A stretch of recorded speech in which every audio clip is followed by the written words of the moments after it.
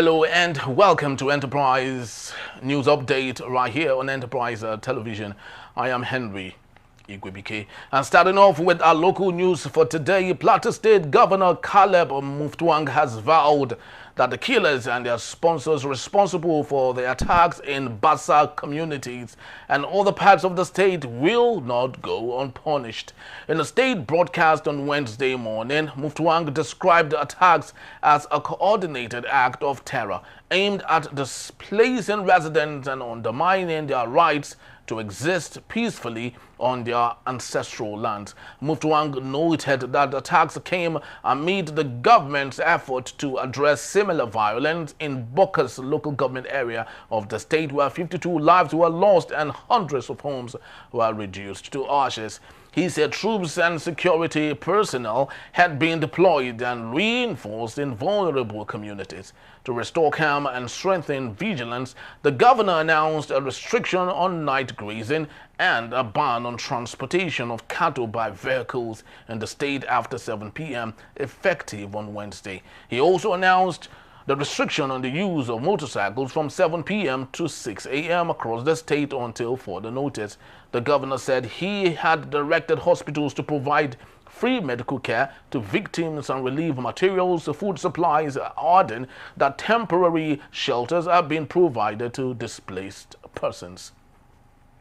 And still on our local news, the Nigeria Center for Disease Control and Prevention has confirmed 674 Lassa Fever cases with 127 deaths across 18 states across 93 local government areas between January and April 6, 2025. In a situation report released on Tuesday, the NCDC said 674 cases tested positive out of 4,025 suspected cases during the period under review. So far, the country has recorded 127 deaths with a case fatality rate of 18.8%. The state with reported dead cases are Ondo, Bauchi, Edo, Taraba, Ebonyi, Kogi, and Plateau State. Others are Gombe, Benue, Nasarawa, Kaduna, Enugu, Delta, Cross River, and Ogun State. Lassa fever is an acute viral hemorrhagic fever caused by Lassa virus. The natural reservoir for the virus is the multi-mammate rat, also known as the African rat, although other rodents can also act as carrier. The agency said the National Lassa Fever Multi-Partner Multi-Sectoral Incident Management System had been activated to coordinate the response activities at all levels. Now to our foreign news for today. Joe Biden, in his first major speech since leaving the White House, railed Tuesday against his successor, Donald Trump's frenetic government overhaul, claiming the hatchet efforts put Americans' retirement benefits at risk. Fewer than 100 days, this administration has done so much damage, he said, and so much destruction. It's kind of breathtaking it could happen that soon, Biden told the Conference of Disability Advocates in Chicago. Biden's choice of topic, Social Security, aimed to ramp up pressure on Trump over his rampaging government overhaul efforts. He highlighted staff reduction at the agency that Trump and his billionaire aide Elon Musk have pushed as part of their Department of Government Efficiency, Dodge, saying the Social Security website is crashing and hindering retirees from getting their benefits. The program, which more than 65 million Americans rely on, is colloquially known in Washington as the third rail of politics for its sensitivity to voters. Many Americans literally count on Social Security to buy food just to get by, Biden said, and many of those beneficiaries, it's their only income. If it were cut or taken away, Joe Biden said, it would be devastating for millions of people.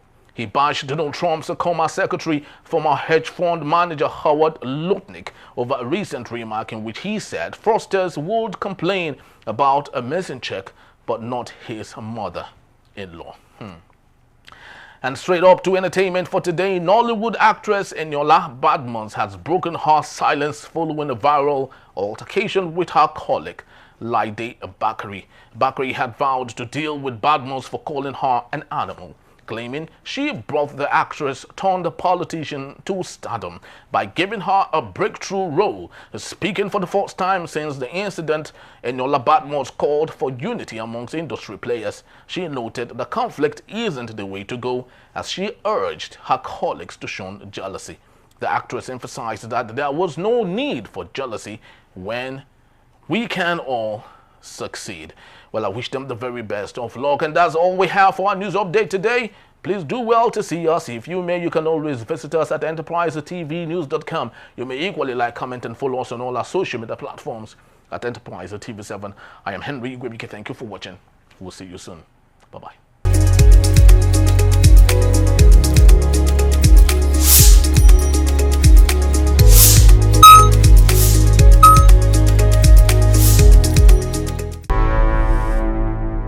Enterprise TV, a tradition of truth.